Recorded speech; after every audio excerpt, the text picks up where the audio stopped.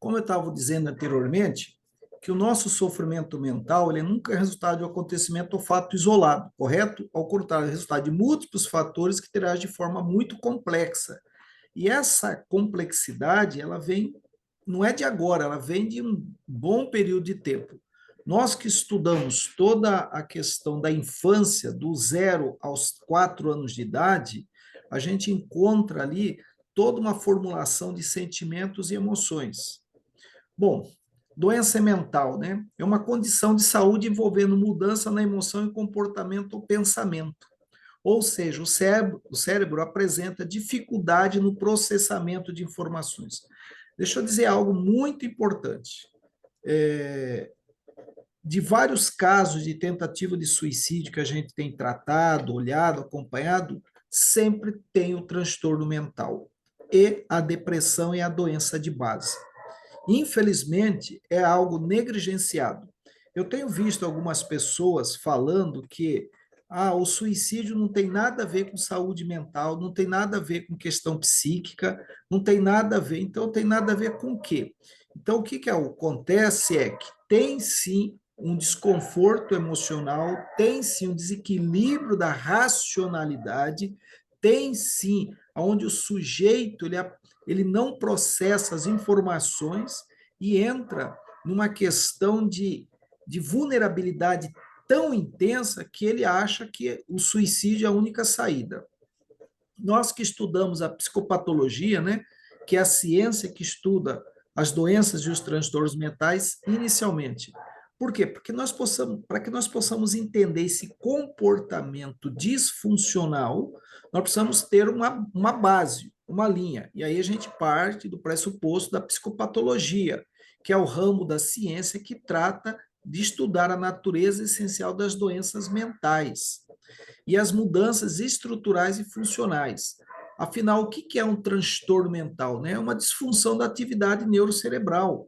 Ou seja, o sujeito ele não tem um raciocínio lógico, ele não pensa nas consequências dos seus atos. E aí nós temos que entender o quê? Vocês estão vendo essa imagem aí?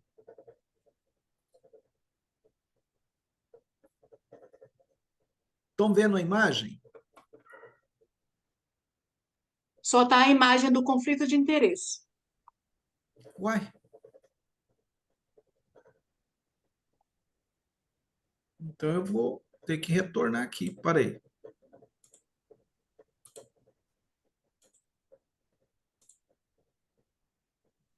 Vocês estão visualizando o que agora?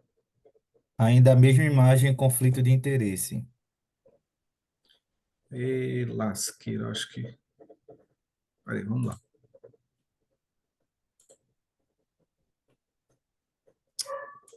Mas a gente consegue ver na lateral os outros slides. Eu não sei se...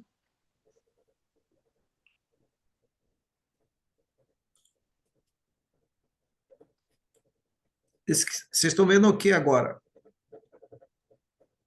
A imagem. Uma imagem de alguém cortando, usando a gilete para cortar os olhos.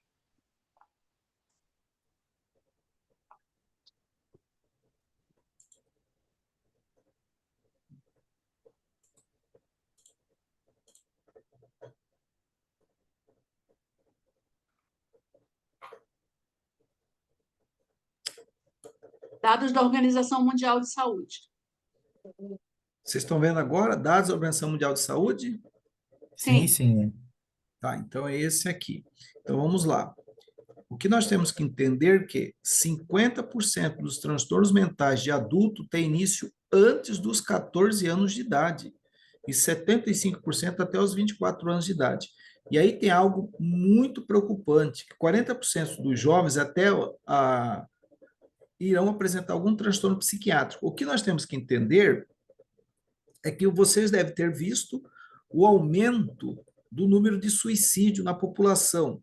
Tá? A faixa etária que vem crescendo hoje é dos 5 anos de idade aos 19 anos de idade. Essa é a faixa etária que vem aumentando o número de suicídios, sendo que os idosos. Oi? Os idosos acima de 65 anos de idade são a faixa etária que mais comete suicídio no Brasil e também no mundo. Mas o que nós temos que entender é que tudo está ali, ó. 50% dos transtornos mentais de adulto tem início antes dos 14 anos de idade. Isso são dados que a gente passa despercebido e não percebe o tanto hoje de crianças e adolescentes que têm morte por suicídio.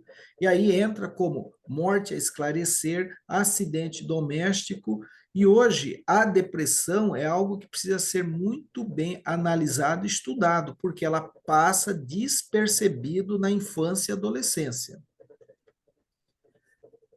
As grandes síndromes psiquiátricas, vocês estão visualizando ela aí? Sim, Tá. O que nós temos que entender é que ali, ó, são síndromes afetivas, ansiosas, depressivas e maníacas. Tá. Ao término dessa aula, ou amanhã, eu vou estar mandando alguns materiais, principalmente sobre ansiedade,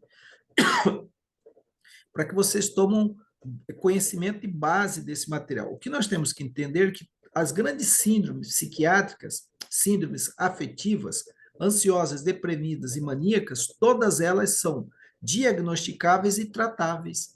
Mas por que que hoje nós temos alto número de suicídio e uma população brasileira com alto número de ansiosos deprimidos? Primeiro, nós não fazemos o diagnóstico e não seguimos o tratamento.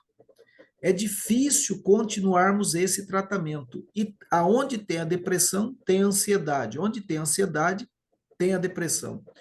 Agora me pergunto, imagine na cabeça de uma criança. Nós daqui a pouco vamos chegar na infância e adolescência, mas já para vocês pensarem como é que uma criança ou um adolescente ele trata, ele vê, ele sofre e fala sobre ansiedade e depressão nele.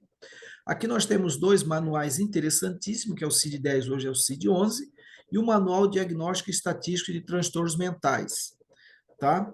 Esses manuais, eles servem de ponto de referência para que nós possamos entender os transtornos mentais. Segundo o DSM-5, existe mais de 300 tipos de transtornos mentais catalogados. E aí vem uma pergunta interessante. Quem estiver anotando, anotem aí.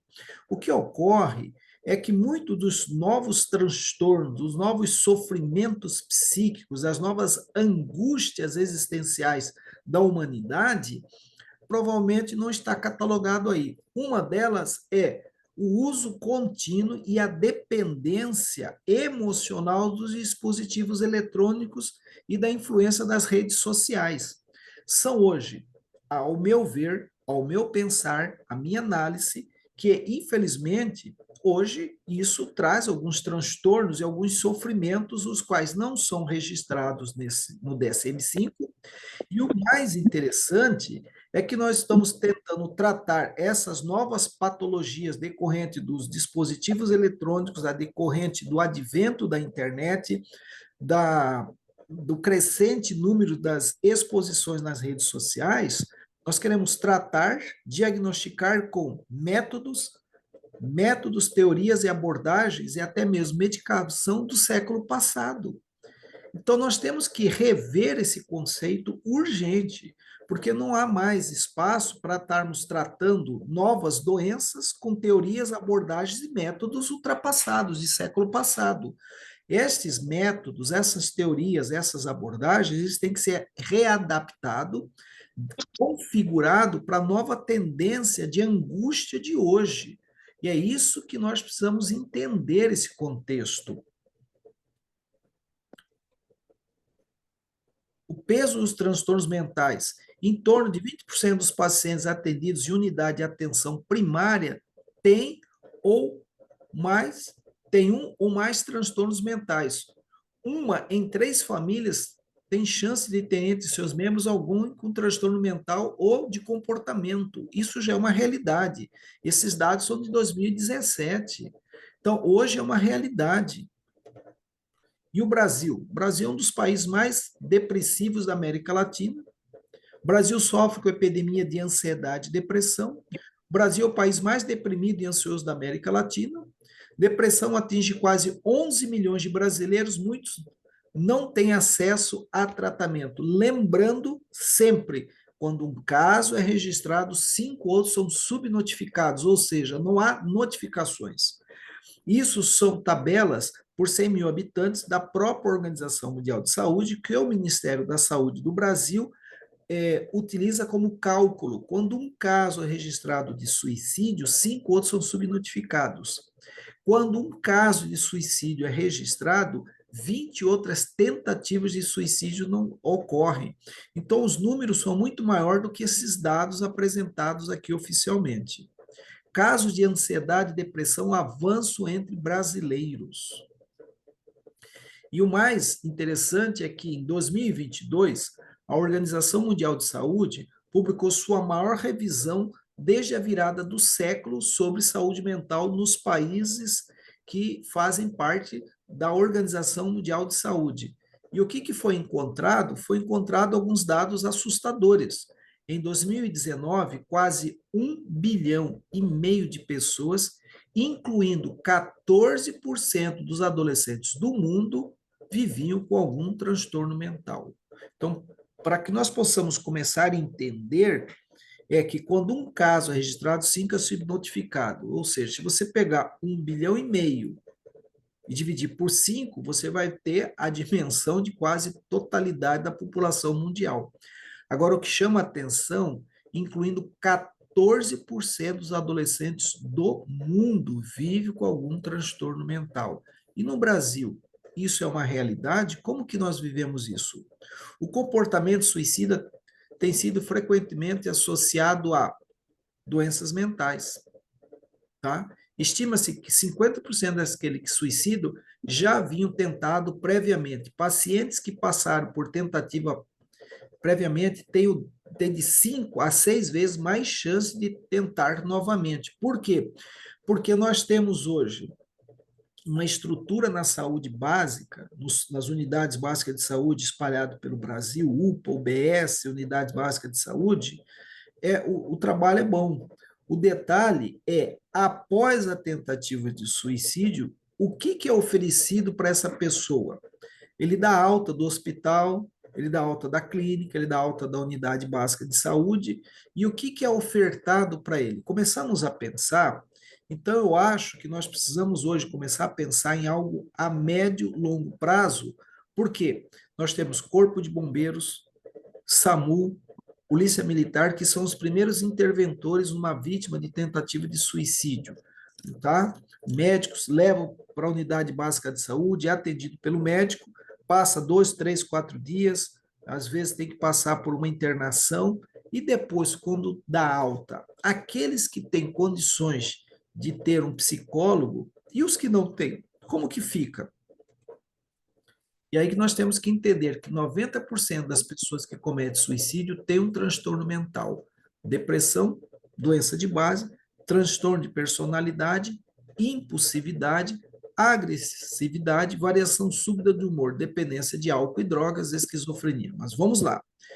25% das pessoas que cometem suicídio estão sob efeito de álcool e droga. São dados. Por quê? Porque o álcool e a droga, sob o efeito do álcool, a droga, num sujeito, aumenta a impulsividade e diminui a crítica. E aí nós encontramos a impulsividade, aonde o sujeito não mede as consequências dos seus atos, age por impulso por várias situações.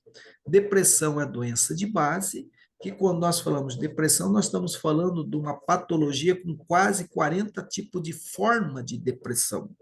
Quando você fala em depressão, nós temos que entender que depressão é um nome sistêmico de uma patologia, que ela é persistente, tá? Depressão ela é persistente, progressiva e vai se dividindo. E um dos sintomas prevalentes é o desânimo. Desânimo de tudo que leva a pessoa a não ter prazer na existência, ou seja, não tem prazer em viver decorrente dessas situações. E aqui nós encontramos, tá? Suicídio e doenças mentais. Nesse estudo aqui de quase 15 mil casos de suicídio, 35% tinham transtorno de humor, que é diagnosticável e tratável. E a gente vai encontrar o quê? A depressão como a doença de base. O suicídio foi responsável por mais de uma em cada 100 mortes, e 50% dos suicídios ocorreram antes dos 50 anos de idade. Gente, isso aqui é muito grave. 58% dos suicídios ocorreram antes dos 50 anos de idade. Aí eu volto a reforçar: o suicídio nunca é resultado do acontecimento ou fato isolado. Ao contrário, tá? Ao contrário, é resultado de múltiplos fatores que interagem de forma complexa. Aí nós estamos vendo a questão da saúde mental, mas é a questão ambiental: culpa, medo, vergonha, violência, álcool, droga.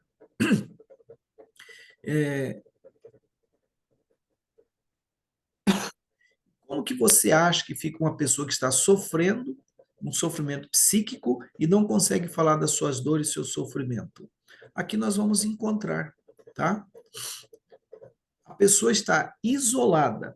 Nesse isolamento, desse sofrimento psíquico, volta aos dados. Quem estiver anotando, por favor, 82% dos casos de suicídio são dentro da casa, dentro da residência, quando ele está sozinho. Quando ele está isolado, solitário, sozinho, né, ele age. Alguns agem pelo impulso, não mede as consequências diante de uma situação. Outros, eles vão o quê?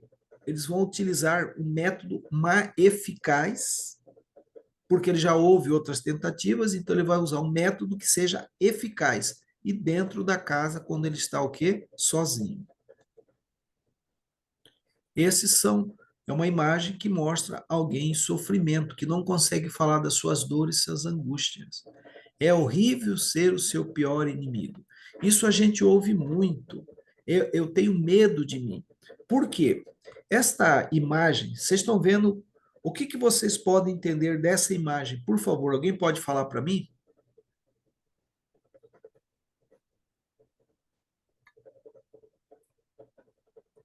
Uma pessoa que não consegue expressar. Uma pessoa que não tem voz na sociedade ou na família, Eu que não é considero como uma ouvida, né? pessoa, eu considero como uma pessoa proibida de falar. Uma Ah, pessoa que não quer falar da sua dor. pararam para pensar quantas pessoas cruzam por nós, quantas pessoas estão sobre os nossos tetos, quantas vezes nós passamos por essa situação. O que nós temos que entender é que alguns passam de uma forma e outros passam de outra. Ou seja, o estigma da saúde mental, o estigma do sofrimento e, principalmente, a pessoa tem medo de ser julgada e condenada pela sua própria família, amigos e colegas, decorrente a uma situação que ele está vivenciando na sua vida, tá? Então, uma das coisas que eu sempre falo é, independente do que aconteceu, o que esteja acontecendo, isso vai passar. E nós passaremos por isso juntos. Então, a palavra de pertencimento para esse tipo de situação é: nós passaremos por isso juntos. Independente do que esteja acontecendo ou o que aconteceu, eu estou aqui porque eu me importo com você. São palavras que dão sentido de pertencimento a alguém que está nesse processo de angústia, dor, sofrimento, solitária, sofrendo com a sua dor. Lembre-se, uma dor não compartilhada dói mais. Eu preciso compartilhar essa minha dor. Ou seja, as pessoas cometem suicídio muitas vezes porque elas têm vergonha, medo, ou se já se expressaram e foram mal entendida, incompreendida, julgada e condenada. Às vezes bate uma vontade de desistir de tudo, sim, bate, mas você não está sozinha.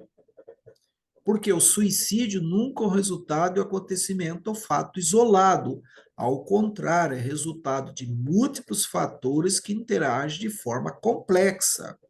O sintoma aparece no lugar do que não pode ser o quê? Falado, dito. Entenderam? Qual que é o sintoma? E às vezes esse sintoma não é tanto uma patologia, uma doença, mas é uma situação que a pessoa está vivendo na sua vida. E ela tem vergonha, medo do mundo que vive, da sociedade que vive, para poder falar. Vamos pulando aqui, né? Quantos gritos cabe no silêncio? Só para pensarmos, né? E aí eu trago o nosso sofrimento mental nunca é um resultado, acontecimento ou fato isolado. Ao contrário, é resultado de múltiplos fatores que interagem de forma complexa, que a gente vem trazendo e não foi tratado.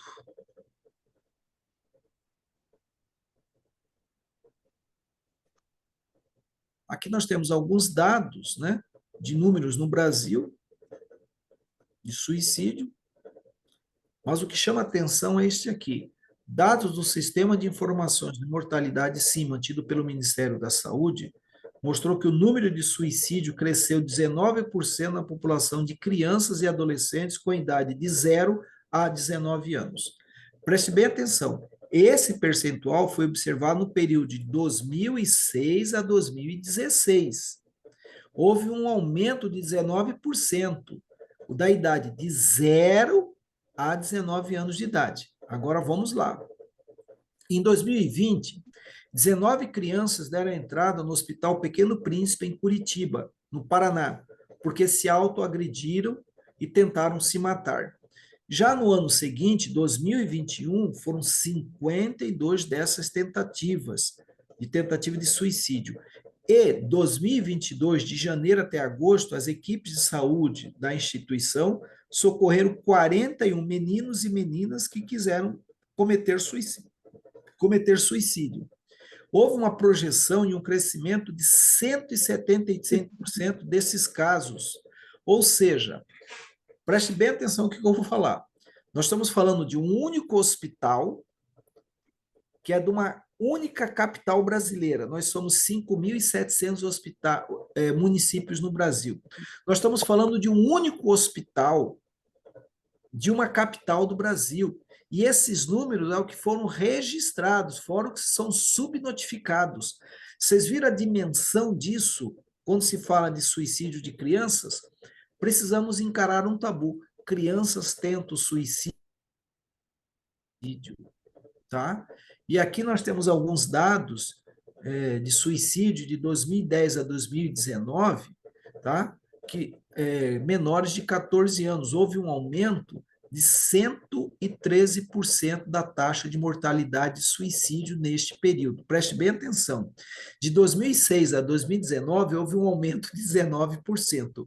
Já de 2010 a 2019, houve um aumento de 113% desses números. E aí vem agora o que a gente tem que entender, que a verba destinada à saúde mental na maioria dos países corresponde a 1% dos gastos em saúde. Preste bem atenção. A verba destinada à saúde mental na maioria dos países corresponde a 1% dos gastos totais do orçamento.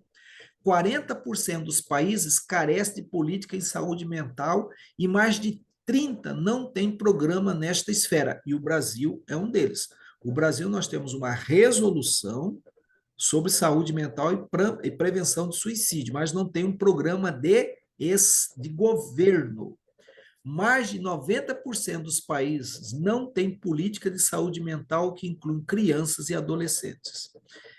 Gente, o Brasil se inclui nisso. Mais de 90% dos países não tem política de saúde mental que inclui crianças e adolescentes, ou seja, não tem um programa de Estado, tá? O suicídio nunca é resultado ou acontecimento ou fato isolado.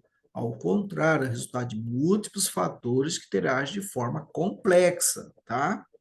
Então, aqui, 90% dos casos de suicídio pode ser evitado. Ofereça ajuda. Então, nós vamos aqui. Suicídio. Pesquisas apontam que 65% comunicaram suas intenções e parentes próximos, amigos, na semana anterior ao desfecho. Prevenção do suicídio é possível? De estigma. Está associado a uma conotação negativa, depreciativa, que considera uma desonra, tá? Nós temos duas imagens aqui. A primeira imagem, solidariedade, apoio. A outra, julgamento e condenação. A primeira imagem é uma pessoa com câncer. Uma pessoa com câncer, o que acontece? Ela é alguém que é acolhida, tá? É a doença da solidariedade, é a doença do apoio. E a depressão? A depressão, infelizmente, é a doença da negação, da vergonha, da culpa, sabe? É uma doença que ela não é uma doença da solidariedade. Ainda nós temos o conceito mágico religioso na nossa população e atribuirmos a depressão como falta de Deus, ausência de oração, espírito obsessor, pecado, maldição hereditária, e não é nada disso. Depressão é uma doença que pode ser diagnosticada e tratada. Vocês querem ver uma coisa? Alguém já ouviu falar, alguém de vocês já ouviu falar sobre câncer? Nós estamos falando de depressão, mas preste bem atenção. Seja mais otimista que você vai conseguir acabar com este câncer. Você já ouviu alguém falar isso para alguém com câncer? Sorria mais, você não sairá dessa se passar todo o tempo chorando só porque foi diagnosticado com câncer. Alguém fala isso com alguém com câncer? Todo mundo fica triste de vez em quando, relaxa que isso vai passar. Esse câncer é passageiro. Alguém ouve isso? Não entendo porque você está agindo desta forma, só porque está se tratando de câncer. Alguém fala isso para alguém com câncer? Não, mas a gente fala isso com quem tem depressão e ansiedade. O estigma isola o indivíduo com suas dores e sofrimento. Entenderam por que as pessoas têm esse estigma, esse medo de falar? E o tabu em torno das doenças mentais e o preconceito institucional, social, familiar e religioso em relação ao sofrimento psíquico compromete a prevenção. Por isso que as pessoas não falam. Além do estigma do adoecimento mental, o sujeito doente tem medo de ser discriminado pelos próprios colegas, familiares e que dificulta a busca por orientação profissional e apoio adequado, tá? Esse estigma que nós precisamos quebrar, porque hoje se fala, tabu, suicídio é tabu. Não, o suicídio não é tabu. A condenação é que é um tabu. O estigma de entendermos esse processo. Por quê? Uma dor não compartilhada dói mais. Uma pergunta necessária: existe um antídoto contra o suicídio? As pessoas perguntam: é possível prevenir o suicídio? Sim, existe. O primeiro passo, ter pessoas capacitadas no manejo da crise suicida. Então, vamos começar por aqui. O que acontece é o seguinte: nenhuma faculdade, nenhum curso de psicologia, de medicina, de enfermagem tem uma disciplina específica para tratar da crise suicida e o pior, sobre o luto por suicídio. Então começa por aí. Nós precisamos ter pessoas capacitadas no manejo da crise suicida. É o que falta na sociedade. É importante fazer um diagnóstico, ajuda a determinar prognóstico, plano de tratamento e possíveis resultados do tratamento.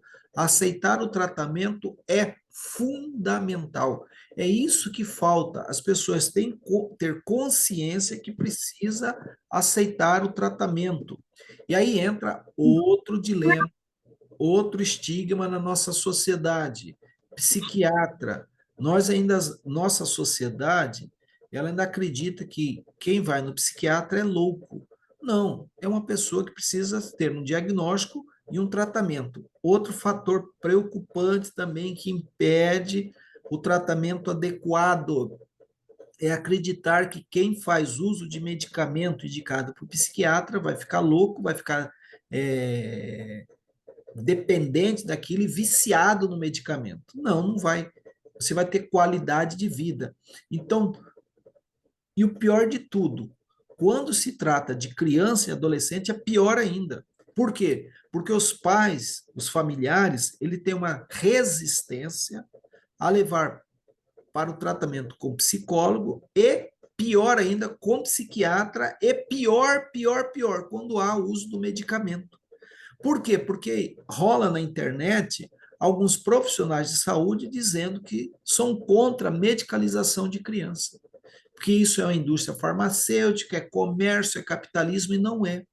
Nós que lidamos, estamos na linha de frente, principalmente quando envolve criança e adolescente, é necessário o uso do medicamento prescrito, diagnosticado primeiro, depois a prescrição médica, dado por um médico, de preferência um psiquiatra, para que a gente possa ter qualidade de vida e equilíbrio do humor para controlar a crise de ansiedade, depressão e diminuir a crise da impulsividade que leva ao suicídio.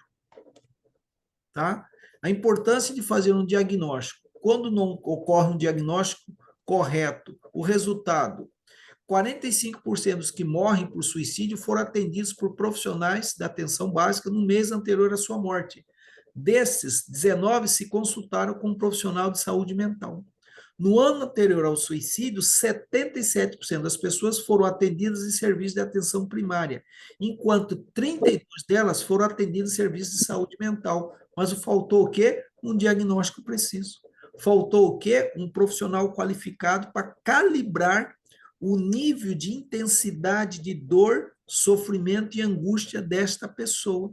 Entender que qual é o nível de sofrimento dessa pessoa.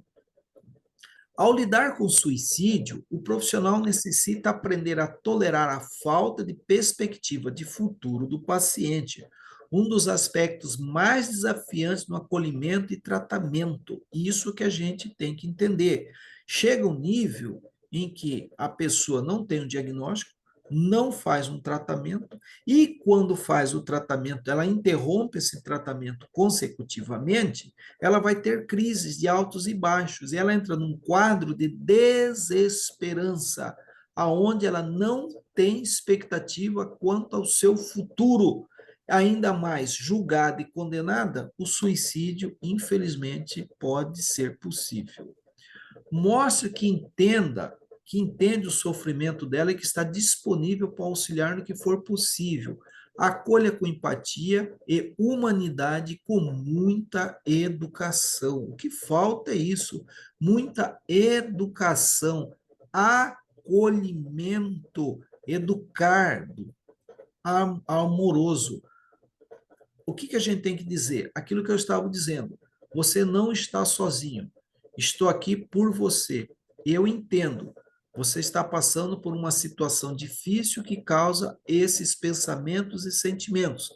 Pode ser difícil acreditar, mas seus sentimentos mudarão com a adesão ao tratamento correto. Você é uma pessoa muito importante para mim e para muitas outras pessoas. Não tenha medo. Nós passaremos por isso juntos. Nós passaremos por isso juntos. Você não está sozinha, você não está sozinho. Porque a melhor forma de entender o sofrimento e a ideação suicida não é estudar o cérebro, e sim as emoções. A pergunta a fazer: aonde dói? Como eu posso te ajudar? Eu estou aqui porque eu me importo com você. Você é uma pessoa muito importante. Nós passaremos por isso juntos. Por quê? Porque a pessoa em sofrimento, o que ela sente? Ela acha que... O que ela diz? É que você não sabe o que estou sentindo. Eu posso não saber, mas eu tenho a obrigação de respeitar e de te acolher. E eu estou aqui por você. Sentimentos que passam: tristeza e depressão, solidão, desamparo, desesperança, autodesvalorização. Esses são os sentimentos. Os pensamentos da pessoa: eu prefiro estar morto, eu não posso fazer nada, eu não aguento mais, eu sou um perdedor, sou um peso para os outros vão ser felizes sem mim, eu errei com minha família, as pessoas não gostam de mim, e na verdade são pensamentos catastróficos decorrentes da situação que ele vive, mas ele já trazia isso lá atrás no nível de ansiedade. Lembre-se, todo ansioso, o pensamento é catastrófico, é o pensamento da tragédia, é o pensamento do fracasso, é o pensamento de que não vai dar certo. O que fazer? Observar os sinais de que a pessoa está desistindo da vida. O que não fazer? Julgar ou criticar. Isso é frescura, isso é loucura. Não faça isso. O que fazer? Perguntar: o que está acontecendo com você? O que está acontecendo? Como eu posso te ajudar? O que não fazer? Minimizar. Você quer se matar por isso? Já passou por isso, por coisas piores. Tá? Isso é besteira. O que fazer? Escutar a pessoa com atenção, oferecer ajuda. O que eu posso fazer para te ajudar? Buscar ajuda especializada e acompanhar o caso. O que não pode fazer? Emitir opiniões, dar lições morais, dar injeções de ânimos. Isso não pode ser feito. Como identificar a pessoa? Bom, primeiro, repare se está mais irritável, sempre de mau humor, ou se a coisa que normalmente não afetaria tenha batido com frequência, isolada, tá? Deixando de fazer as coisas que antes tinha prazer e hoje não tem. Aqui que a gente tem que medir esse nível de intensidade e duração. Já está 2 semanas assim, sinal de alerta. Veja se tem ficado mais alegre ou calmo que as últimas semanas. Repare se lê, escreve ou fala coisas sobre a morte, o suicídio. Observa se tem mais interesse por coisas que costumava gostar. Dar objetos pessoais de valor para as outras pessoas sem razão aparente pode ser um sinal frequente que às vezes nós ignoramos, tá? Que ele está se despedindo. Comprar armas, remédios ou visitar lugares propícios como viadutos, pontes, tá? E principalmente observar o que ele está postando nas redes sociais, onde ele está colocando situações onde ele está se diminuindo e causando desinteresse pela vida. O suicídio nunca é resultado, fato ou acontecimento isolado. Ao contrário, é resultado de múltiplos fatores que interagem de forma complexa. Segundo passo, criar espaço para o respeito da dor do outro. Como? Todo mundo é capaz de suportar uma dor, menos quem a sente. Lembre-se disso. Fácil é falar, difícil é viver a dor do outro. A saúde mental alterada não é motivo de se envergonhar. Isso é uma condição, assim como as doenças do coração, o diabetes ou até mesmo usar os óculos.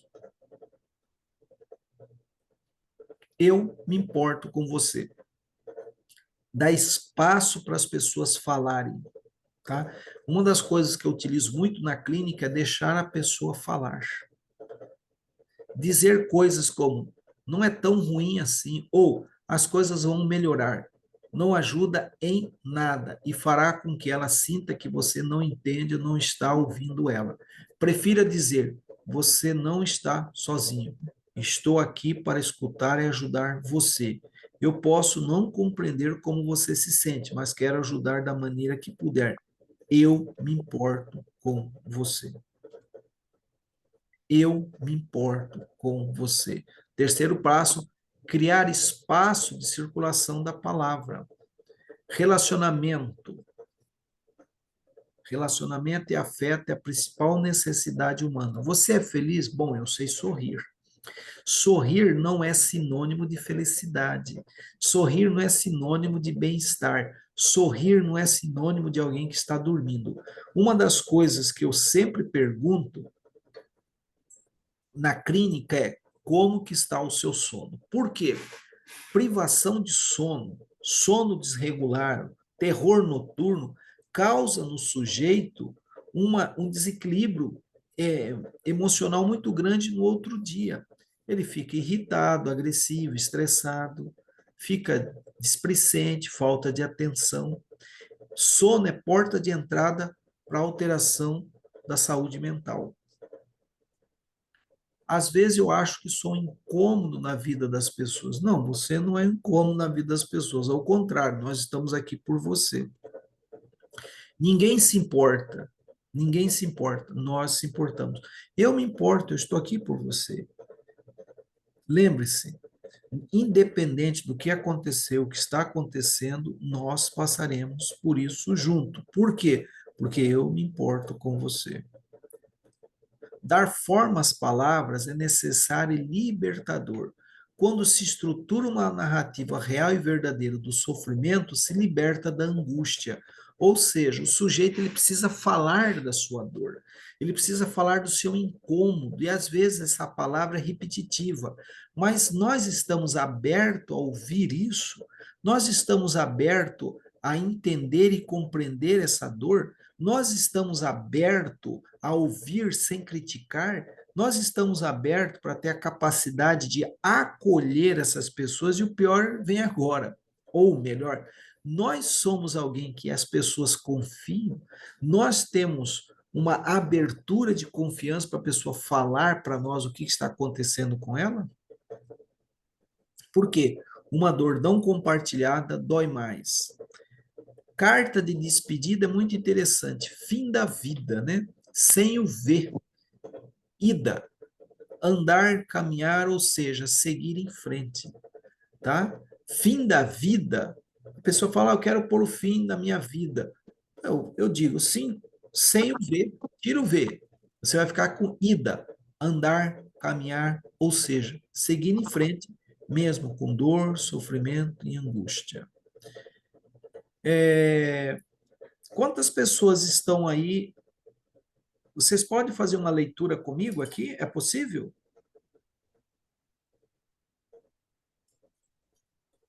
É possível vocês Sim. fazerem uma... Tá? Então eu vou ler, gostaria que vocês lessem comigo uma carta de uma pessoa que escreveu, uma carta de despedida. Vamos ler. Sou muito feio. Sendo assim, não tente me convencer de que sou uma pessoa muito linda, porque no final do dia me odeio de todas as formas. E não vou mentir para mim mesmo ao dizer que existe beleza dentro de mim. E é isso que importa. Sendo assim, tenha certeza que me lembrarei de que sou uma pessoa inútil e terrível, e nada do que você me diga me fará acreditar que eu mereço amor, porque não importa o que aconteça, não sou suficientemente bom para ser amado, e não estou em posição de acreditar que existe beleza dentro de mim, porque cada vez que me olho no espelho, penso, sou tão feio como as pessoas dizem que sou. Isso aqui é uma carta de alguém que está se despedindo. Preste bem atenção. A maioria das pessoas que escrevem cartas ou bilhetes, elas escrevem e colocam um ponto final. Ela coloca um ponto final nessa carta e após comete suicídio. O que a gente tem feito uma campanha é coloque um ponto e depois uma vírgula. Ponto e vírgula, escreve a história da sua vida. Jamais coloque um ponto final na história da sua vida. Porque agora nós vamos ler a mesma carta, mas de outra forma. Observem aqui agora, por favor. De baixo para cima. Sou tão feio como as pessoas dizem que sou, porque cada vez que me olho no espelho, penso, existe beleza dentro de mim. E não estou em posição de acreditar que não sou suficiente bom para ser amado. Porque não importa o que aconteça, eu mereço amor. E nada do que você me diga me fará acreditar que sou uma pessoa inútil e terrível. Sendo assim, tenha certeza que me lembrarei de que existe beleza dentro de mim e é isso que importa. E não vou mentir para mim mesmo ao dizer que me odeio de todas as formas, porque no final do dia sou uma pessoa muito linda. Sendo assim, não tente me convencer que sou muito feio. Vocês viram? A mesma carta, mas com sentido diferente. Essa, se a gente ler de baixo para cima, dor, sofrimento e angústia. Se essa, a mesma carta, se ler de baixo para cima, a gente vai encontrar expectativa, confiança. Tá? Mas do que nós estamos falando? A alegria de viver começa quando eu rompo o silêncio e procuro ajuda. Mas que tipo de ajuda? Gente, em média no Brasil, de 45 a 50 pessoas cometem suicídio em média no Brasil. Essa é a média. O que nós temos que entender é que essa média ela é subnotificada, que quando um caso é registrado, 5 é subnotificado. Pararam para pensar? E a forma que as pessoas mais utilizam para cometer o suicídio é por enforcamento. Até alguns anos atrás, dificilmente uma mulher cometia suicídio por enforcamento. Hoje é comum. Então, por quê? Que tipo de angústia está passando? Que tipo de mudança na nossa sociedade nós estamos vendo hoje? Por que as pessoas estão optando a por fim a vida? Tá? Existem vários teóricos, várias teorias, várias abordagens, várias formas, mas uma das coisas é o seguinte: as pessoas estão perdendo uma coisa chamada esperança. Vamos ver isso? O que as pessoas estão sofrendo querem? Alguém para ouvir, alguém para confiar, alguém que se importe com elas. Vocês viram?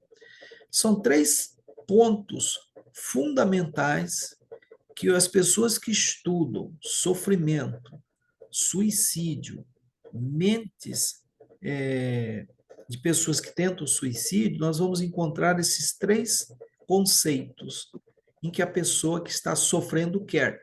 Ela quer alguém para ouvi-la.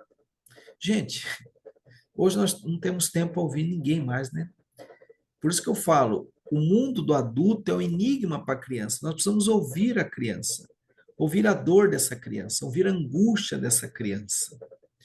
Alguém para confiar. Que sociedade é essa que nós perdemos o sentido de confiar nas pessoas que estão muitas vezes ao nosso lado? Alguém que se importe com elas. Nós estamos perdendo o sentido da existência humana, né? Do acolher, do proteger. O que as pessoas estão sofrendo não querem sentir-se sozinhas, ser ignorada a sua dor, seu sofrimento, ser interrompidas e ser o quê? Julgadas.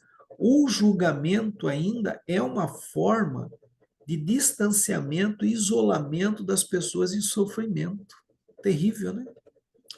O que as pessoas estão sofrendo querem? Serem respeitadas. Então a gente precisa respeitar as pessoas, a forma dela, a existência dela, o jeito dela, o sofrimento dela, gente. O que as pessoas estão sofrendo querem? Ter esperança. E qual o aspecto mais importante da esperança? Conduz as pessoas a ter confiança em relação ao seu futuro. Gente, quando a gente perde a esperança, a gente perde o nosso futuro. Por isso que as pessoas cometem suicídio, porque elas perderam o sentido da esperança. Elas perderam o futuro. Por isso que é interessante a gente ouvir a voz do coração das pessoas em sofrimento. Por isso que o medicamento é necessário, porque o medicamento vai estabilizar o humor dessa pessoa para que ela possa compreender que o que ela está passando, aquele sofrimento, independente do que seja, aquilo vai passar e ela vai ter uma vida de futuro. Mas a grande dificuldade é que nós não temos tolerância com os que são diferentes de nós e sofrem diferente de nós. Nós não temos hoje uma tolerância com as pessoas em sofrimento, tá? Mostre que entende o sofrimento dela, que está disponível para auxiliar no que for possível. Acolha com empatia e humanidade com muita educação. Buscar ajuda e aderir ao tratamento é consciência que uma dor não compartilhada dói mais. Pessoal, eu preparei isso aqui rapidamente para vocês, com muito carinho, mas eu quero trazer aqui alguém para ouvir, alguém para confiar, alguém que se importe com elas, porque nós temos alguns minutinhos ainda de aula, né? Eu quero ver com vocês o que vocês acharam, como que foi.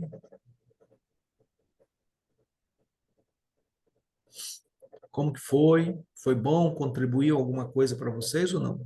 Sim, Professor, professor, muito. em Sim, algumas primeiro lugar, eu queria saber se esse material vai ser disponibilizado para a gente.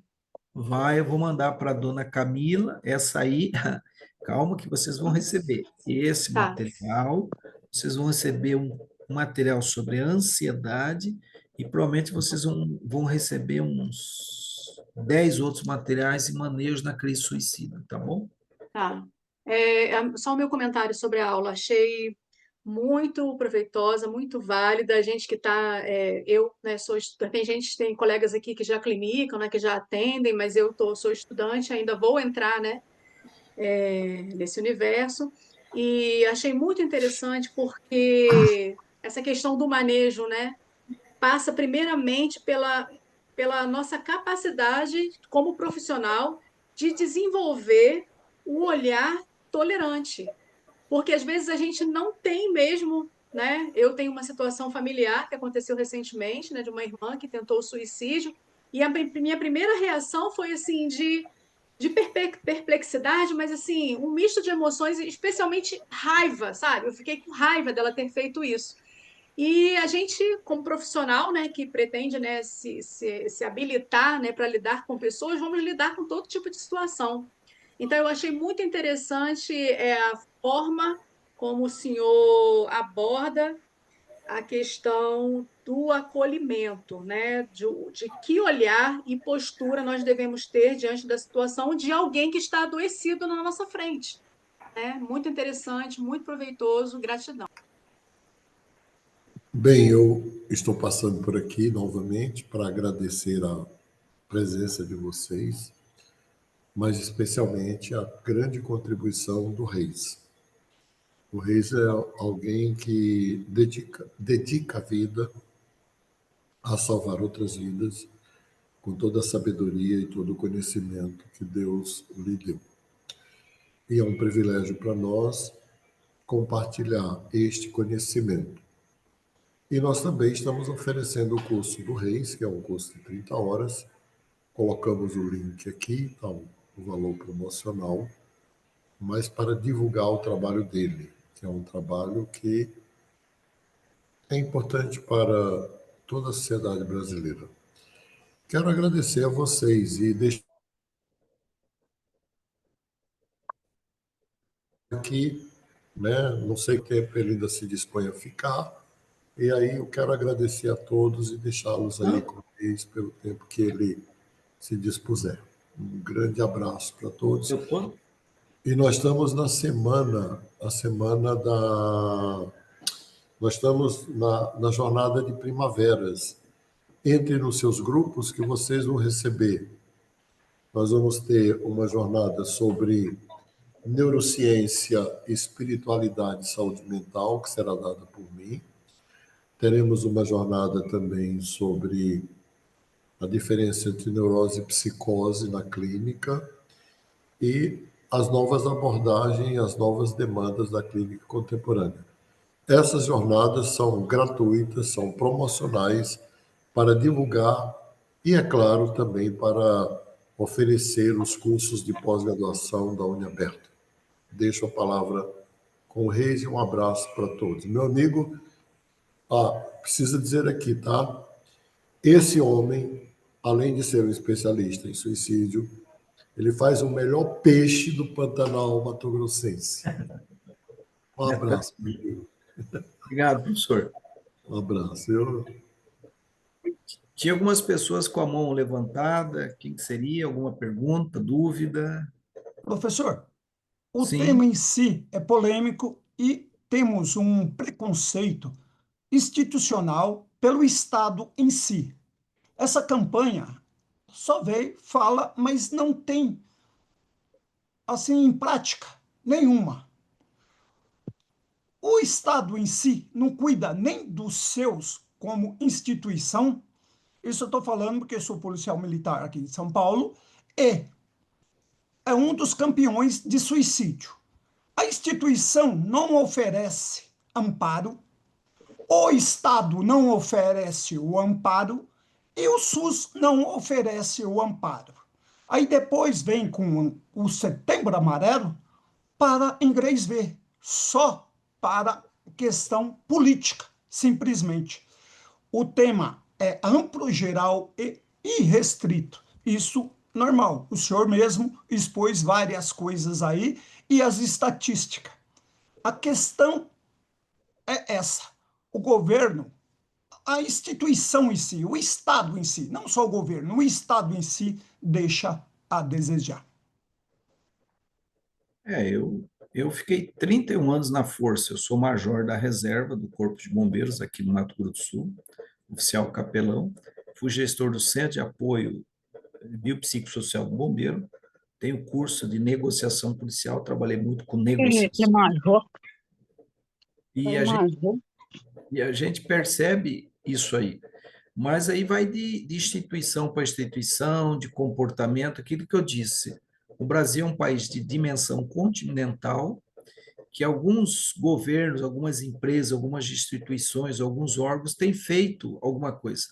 Mas o que falta é algo que eu acho que precisamos ter o quê? Um programa de Estado e não de governo. O governo muda, o outro vem, não. Mas quando for de Estado, por exemplo, alguns países criaram programas de Estado, como o Japão. O Japão criou, depois de grande estudo, eles criaram um programa envolvendo prevenção ao suicídio. Então, eles capacitaram, eles têm um grupo de pessoas que são técnicos da área de saúde mental, não é questão política, não é político, não é uma pessoa que não tem um manejo, são pessoas qualificadas que têm cursos nessa abordagem, estudos, e esse órgão criado do governo japonês, eles têm uma linha direta com o primeiro-ministro do Japão.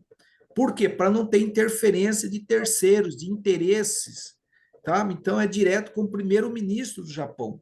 E esse modelo foi copiado pela Austrália, pelo Canadá, por alguns países da Europa, Coreia do Sul, e principalmente trabalhando a prevenção do suicídio lá com os professores do ensino primário, lá embaixo, trazendo principalmente a questão de superar a angústia e as frustrações. E hoje, depois desse programa ter mais de 10 anos, os resultados começaram a aparecer.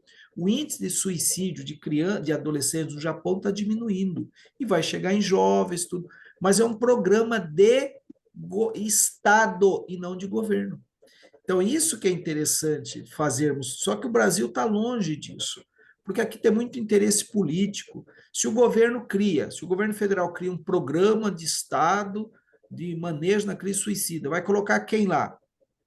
Tem que colocar alguém que seja voltado, que conheça, que saiba trabalhar com isso, saiba manejar isso e criar uma rede de pessoas e capacitar essas pessoas. Entenderam? É o que falta. Mais alguém? Eis a questão. Vamos continuar na mesmice. Com os governos que temos, mesmice, mesmice e mesmice. Obrigado, professor. José, mas eu volto a dizer, algumas empresas, alguns órgãos públicos estaduais, federais, municipais, eles têm criado um ambiente capacitado, mas o que eu disse? O Brasil é muito grande. Por exemplo, aqui em Mato Grosso do Sul, a Secretaria de Segurança Pública, eles criaram um centro de apoio biopsicossocial para atender policiais civis, militares e bombeiros e policiais penais. É uma equipe organizada, criada, tratada, tem uma estrutura, faz as capacitações, tem uma rede de apoio e tudo, e mesmo assim, alguns policiais cometem suicídio. Mas são situações, tá? Semana passada, José, eu dei uma palestra para todo o alto comando, só para coronéis da Polícia Militar do Estado, só para o alto comando da Polícia Militar. Todos os coronéis da ativa, todos eles, até os que estavam de férias, juntamente com o comandante-geral, chefe de Estado-Maior, subcomandante, nós passamos uma manhã, eu dei uma palestra, para reorganizar alguns trabalhos. Só que são isolados. O Brasil é muito grande. Certo, mas só que essas atuações são mínimas e os CAPs dentro das corporações não têm pessoal adequado e o número é ínfimo. Não dá para atender o estado inteiro. Sim, infelizmente. É que cada região tem uma realidade, né? Aqui, mas tem mais alguém aí? Boa noite, professor, tudo bem? Sim. Ô, Reis, Eu tenho... Posso falar agora ou tem alguém para falar ainda?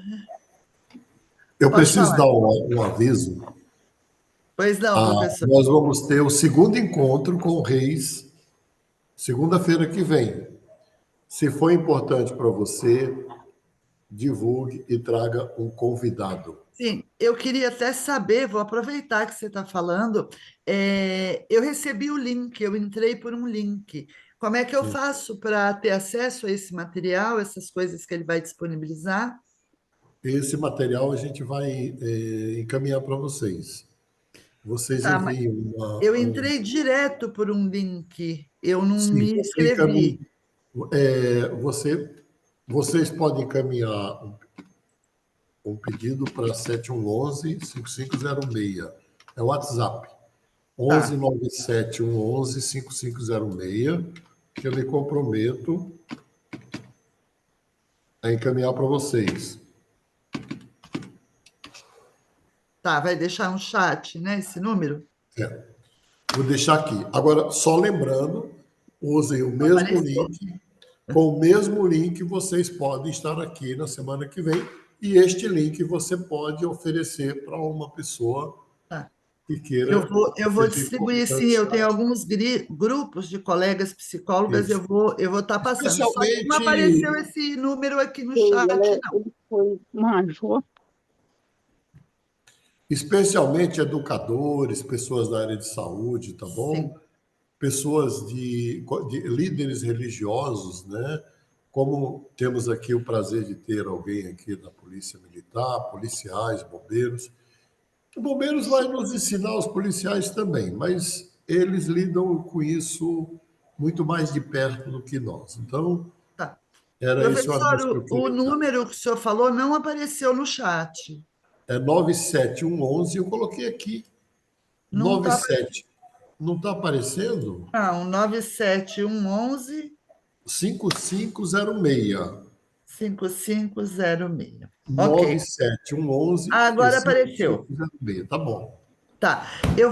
Posso fazer uma pergunta agora, professor Vou Edilson? estar de volta ao Reis, ele termina com. Pode. Tá bom. Professor, a gente que trabalha na área, quando lida com um paciente é muito fácil, mas quando você tem alguém próximo, que você percebe os sinais e a pessoa não aceita buscar ajuda, como que a gente trabalha isso? Então, primeira coisa, existe um limite nosso. Nós queremos. Quando é com parentes, com pessoas próximas, a gente fica meio de mão amarrada, né? E você percebe que a coisa está piorando, que precisa de ajuda, mas a pessoa não aceita. Então, a pessoa não aceita, às vezes, por várias situações. É algo complexo, mas essa pessoa provavelmente tem alguém que é bem próximo dela, um amigo, um parente bem próximo dela. Então, qual que é a orientação que eu dou? Nesses casos, você municia de informações essa pessoa para que ela possa, Joana, conduzir e convencer essa pessoa a aderir a um tratamento.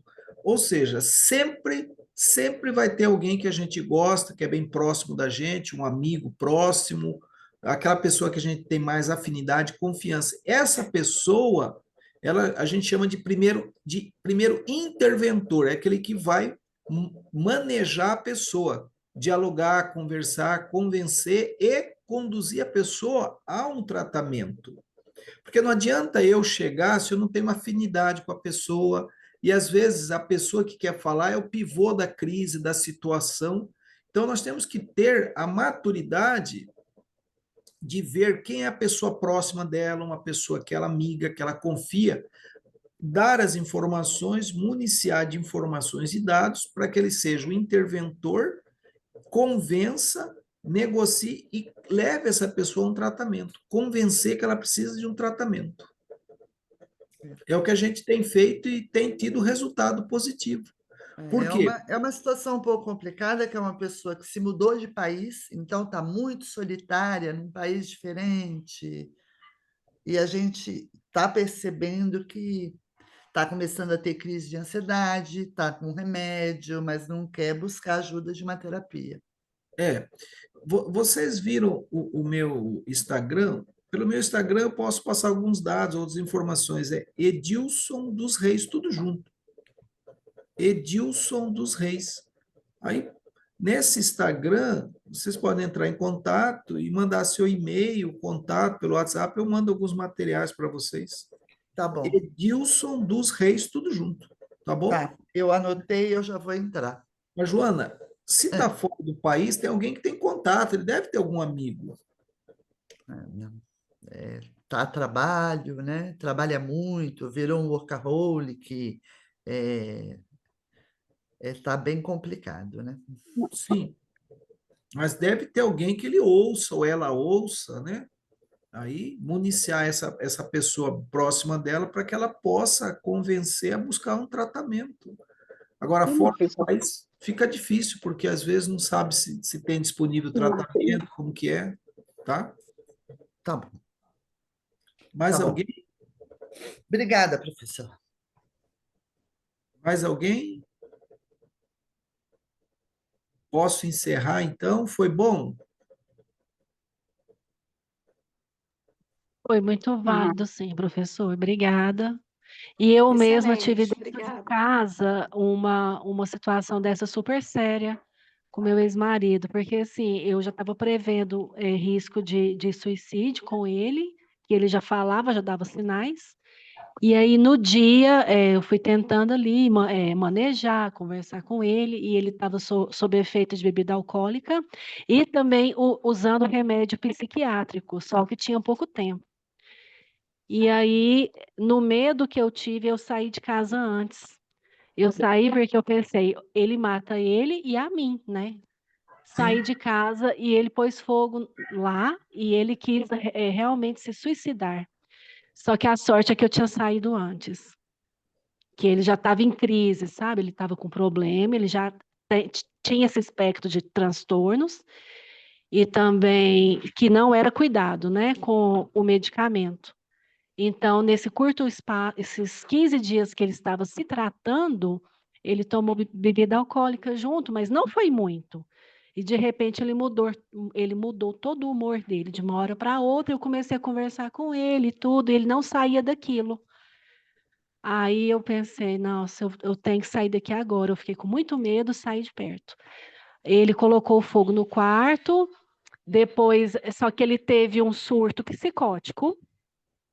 E quando ele voltou a si, ele pediu a ajuda de vizinhos e aí apagaram o fogo. Só que ele queria continuar lá para ele morrer, sabe? Para ele se suicidar.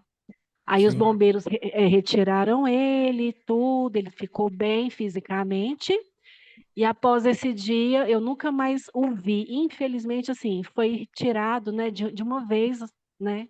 A gente teve que separar, divorciar, porque senão eu já estaria correndo um grande risco de vida, né? E já, mesmo ele se tratando. Então ficou uma situação bem perigosa para mim. Aí Sim. nós divorciamos, então foi muito brusco, né? Foi de uma noite para um dia, tudo mudou. Mas é uma coisa, aquilo que eu te falei, um efeito acumulativo que já vinha vindo, né? Vinha de muito tempo. Não é um Só, fato. só que ele não queria ajuda, ele não se ajudava com É, medicamento. E eu sempre bem tentando ajudá-lo com as palavras, com tudo, né? Nunca julguei por nada. E mesmo assim, né, chegou nisso. Infelizmente. pessoal, foi bom, prazer. Segunda-feira estamos aí, tá ok? Um abraço para vocês. Professor, Sim. Sim, pode falar, André. Pode falar quem que pediu a palavra? pode repetir o Instagram? É Edilson dos Reis, tudo junto, Ah, ok, obrigada. tá? Tá bom. Edilson dos Reis. Alguém mais? Já mandei a mensagem no Instagram e já passei meu e-mail para o senhor. Tá Obrigada. bom. Tá ok. Gente, sucesso. Um abraço. Um abraço, professor. Muito bom. Foi muito bom a aula. Tá ok. Parabéns. Obrigado. Muita paz e luz a todos e vamos deixar a vida fluir. Ótimo, José. Um abraço.